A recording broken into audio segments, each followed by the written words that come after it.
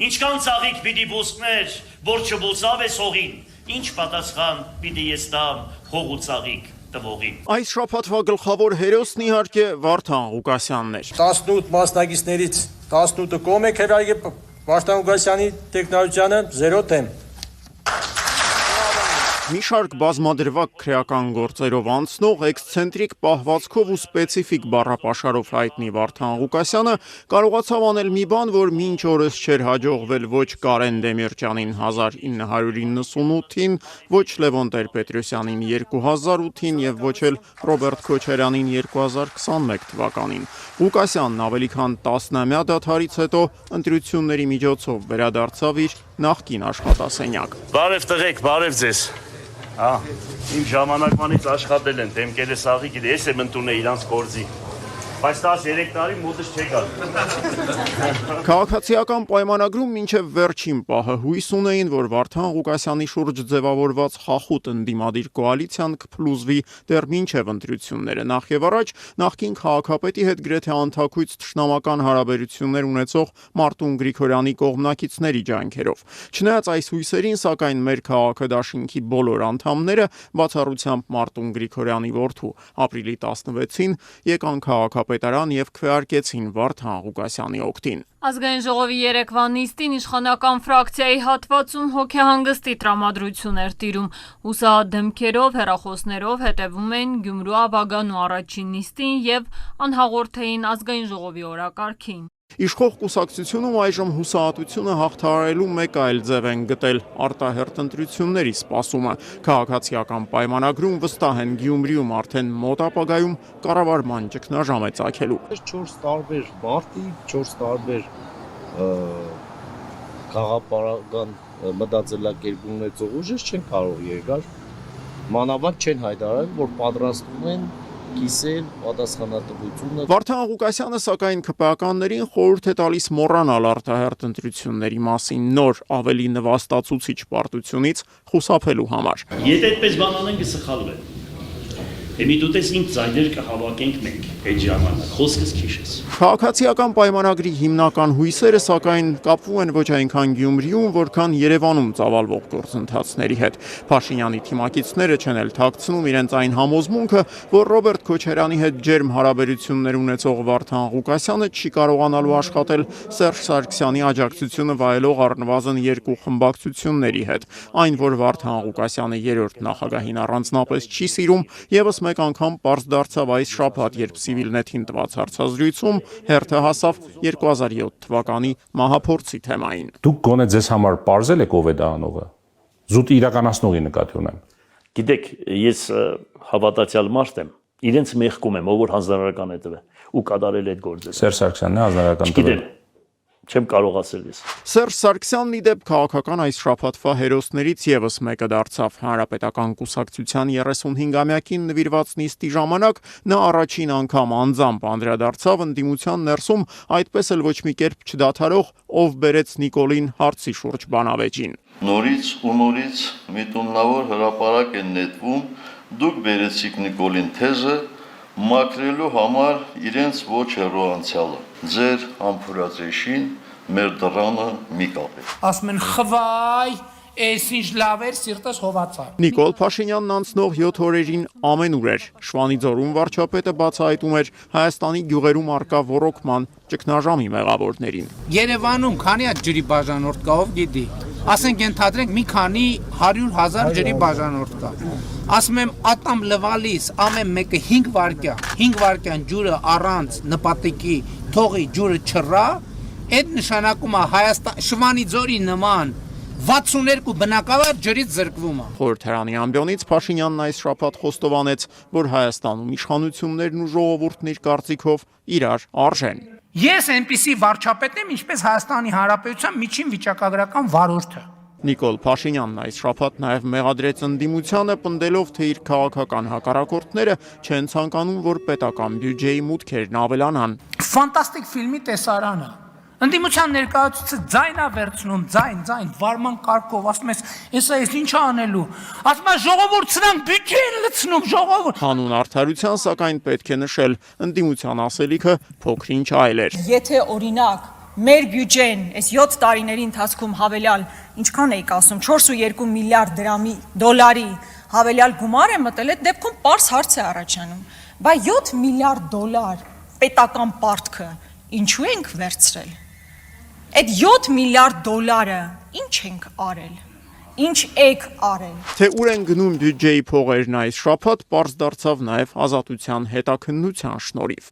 Հայաստանի պետական հետաքրքրությունների ֆոնդը ANIF-ը 2023-ին 960 միլիոն դրամ կամ մոտ 2.5 միլիոն դոլար է տրամադրել Berry Mount Փակ բաժնետիրական ընկերությանը ելակի ջերմոցներ հիմնելու համար։ Berry Mount-ի սեփականատերը երևանցի Դմիտրի Ալեքսեենկոն է, Երևանի քաղաքապետ, ANIF-ի տնօրենների խորհրդի նախկին նախագահ Տիգրան Ավինյանի համադասարանցին։ Բայց նույնիսկ ANIF-ի մեղմ ասած անարդյունավետության ֆոնին միևնույն է հարկատուների փողերով նոր հիմնադրամեր ստեղծելու գաղափարից կառավարությունը չի հրաժարվում։ Քննարկում ենք հարց համար 30-ը Հարոքուտ մեդիա միջավայր հիմնադրամ ստեղծելու եւ հիմնադրամի կանոնադրությունը հաստատելու մասին։ Կառավարության պնդմամբ Հանրօգուտ մեդիա միջավայր հիմնադրամը, որն ի դեպ պետք է սեփական աշխատակազմն ու հոգաբարձուների խորհուրդ ունենա, ենթադրաբար լավ վարձատրվող, ստեղծվում է հանրային մուլտիպլեքսում գործող հեռուստաընկերություններին դրամաշնորհներ տրամադրելու նպատակով։ Դրանց շնորհիվ ըստ նախագծի հեղինակների հեռուստաընկերություններն իրենց բնորոշմամբ մեջբերում հանրօգուտ բովանդակություն պետք է ստեղծեն։ Վարչապետ Փաշինյանը հանրօգուտ բովանդակության մասին իր պատկերացումներն ուներ։ Բայց ես ասում եմ, այդ արտադրանքը մարդու համար է, մարդկանց համար է, այո, այդ թվում պետության քաղաքականությունները տեղ հասցնելու համար է։ Կարելի է միայն ենթադրել, թե որոնք են լինելու Փաշինյանի հիշատակած այդ պետական քաղաքականություններն, ըստ ամենայնի խոսքը նաև այսպես կոչված իրական Հայաստանի մասին է։ Այս թեմային վարչապետն այս շաբաթ կրկին անդրադարձավ ազգային ժողովի ամբիոնից։ 29743 քառակուսի կիլոմետր տարածքով Հայաստանի Հանրապետությունը ոչ թե ավելի մեծ հայրենիք ունենալու միջոց է, այլ մեր երազանքների հայրենիք պետությունն է եւ մեր վերջնական հանգրվանը որպես ժողովուրդ։ Իսկ ինչպես են Նիկոլ Փաշինյանն ու իր թիմը ի վերջո հանգել այս իրական Հայաստանի գաղափարին, այս հարցի պատասխանն անցնող օրերին փորձեց գտնել բանաստեղծուհի Վիոլետ Գրիգորյանը եւ գտավ։ Երկրորդ բաժակը ես խմում եմ միանգամից, մի թափով, խմում եմ այս 30,000 քառակուսի կիլոմետրի կենացը, որ կենթանի ապրող իրական նայիրին է, հասկանալի ինչպես սիրածը աղջկա մարմինը։ Արարատ պապս հանգստացնում է ինձ։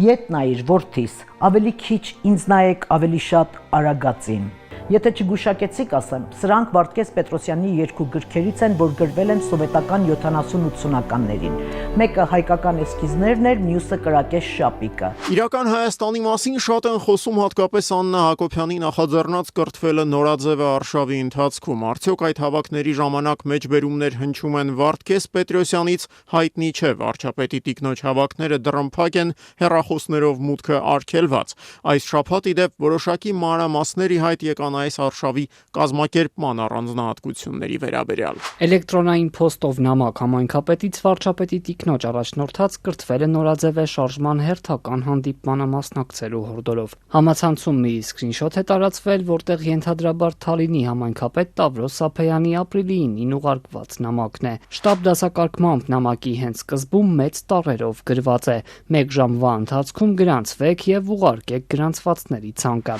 Քանի օր առաջ ենք իմացել, որ այդ գրանցումը ինչ որ էլեկտրոնային ձևով է լինում։ Իսկ ձեզ այդ հավաքի մասին ով է ասել, ուղղակի իմացել եք, թե Դե իմացել ենք, հա բանից են, համայնքապետարանից են զգուշացրել, հա։ Եթե հավատանք Երևանյան մամուլում այս շաբաթ տեղ գտած հրապարակումներին, ապա Աննա Հակոբյանի նախաձեռնած արշավի ամենաակտիվ մասնակիցներից մեկը հենց Թալինի տարածաշրջանից է, Արագածավանի բնակիչ Սուրեն Թորոսյանը։ Վարչապետի հավատարիմ աջակցի անունը հայտնի դարձավ 2 տարի առաջ, երբ Թորոսյանը Facebook-ով լայվ մտավ ու հպարտությամբ պատմեց, թե ինչպես է մեքենայից իջեցրել 7 տարեկան արցախցի մի երեխայի Նիկոլ Փաշինյանին վատաբանելու համար։ Կանել եմ, դուրը բացել եմ, ասել եմ իջի չոլերի մեջ, ասել եմ իջի արա։ Եվ եթե 2 տարի առաջ ղարաբաղցիների դեմ ուղղված քարոզչության հիմնական հարթակը սոցցանցերն էին, ապա այսօր այն տարածվել է հասնելով հանրային հեռուստատեսություն։ Հայաստանի Հանրապետության քաղաքացիները եւս ունեն բնակարանային ապահովության խնդիր։ Հայաստանի Հանրապետության քաղաքացիները եւս ապրում են Վարձով։ Դե չէ կարծում որ Հայաստանի Հանրապետությունում հիմա օրինակը բերեմ, Հայաստանի Հանրապետությունում Շիրակի մարզում կա աղետի գոտի միջև այսօր։ Ինչ այդ մարդիկ տուն չեն կորցրել։ Ասեմ ավելին։ Այդ մարդիկ առնվազն Հայաստանի Հանրապետության քաղաքացիների հարկատուների հաշվին գնված զենքը բանձիկով Ադրբեջանին չեն հանձնել։ Իշխանամետ այս քաղաքագետին սակայն այս շաբաթ տվեց անցավ իշխող կուսակցության ամենահայտնի եւ ազդեցիկ падգամավորներից մեկը՝ Խաչատուր Սուքիասյանը։ Նախ նա հայտարարեց, թե 2023 թվականի ադրբեջանական հարձակման ժամանակ ընդամենը 10 արցախցի է զոհվել։ Ու թեև հետագայում նա այս հայտարարության համար ներողություն խնդրեց, այդ ներողությունը փչացրեց մի նոր հայտարարությամբ։ 44 օրյա պատերազմի ժամանակ մեծ մասը չի կռվել, մի մասը ինադու սաբոտաժ արել, մի մասը ինադու տվյալներ ա տվել, սա բոլորը գիտեն, մեծ մասը չի կռվել։ Լսեք, 3000-ից ավել զոհ տրվել է ընդհանուր Հայաստանի եւ Ղարաբաղի բնակչության մասով։ Իհարկե մեր արցախցի եղբայրները կռվել են, բայց մենք պետք է մի բան ճշտենք։ Արդյոք Արցախում բնակվող 150,000-ը, որ պետք է պաշտպաներ իր սահմանները, մեր արցախցի նրանք ինչքան են զոհվել, Հայաստանի Հանրապետությունից ինչքան։ Ես ուզում եմ ասել, երբ որ նայում ենք այդ կշիռը, այդքան էլ այդպես չի։ Խաչատուր Սուքիասյանի այս պնդումները սակայն իրականության հետ որևէ աղերս չունեն։ Պաշտոնական տեղեկությունների համաձայն 44-օրյա պատերազմի ընթացքում հայկական կողմի տված 3830 զոհերից 763-ը Արցախից են։ Տոկոսային հարաբերակցությամբ դա նշանակում է, որ 2020-ի աշնանը մարտական գործողությունների ընթացքում զոհվել է Լեռնային Ղարաբաղի բնակչության ավելի քան կես տոկոսը։ Հայաստանի պարագայում այդ համամասնությունը մոտ 6 անգամ Posso dire che una delle stagioni più difficili. Վերջում էլ սպորտի մասին այս շաբաթ Չեմպիոնների լիգայի 4-րդ եզրափակիչ փուլի Ինտեր Բավարիա հանդիպումից առաջ կազմակերպված ասուլիսի ժամանակ վերջին տասնամյակների ամենահայտնի եւ տիտղոսակիր հայ ֆուտբոլիստը Հենրիկ Մխիթարյանը չբացառեց, որ սա իր վերջին մրցաշրջանն է։ Հայաստանի ազգային հավաքականի նախկին ավագը կարիերան ավարտելու վերջնական որոշում կարծես թե դեռ չունի, sակայն մեկ բան գոնե այս պահին ակնհայտ է՝ ֆուտբոլային հորիզոնում համարժեք հայ աստղ առայժմ չի նշմարվում։ Dall'altra parte è anche piacevole giocare ogni 3-4 giorni e lottare per tutti gli obiettivi.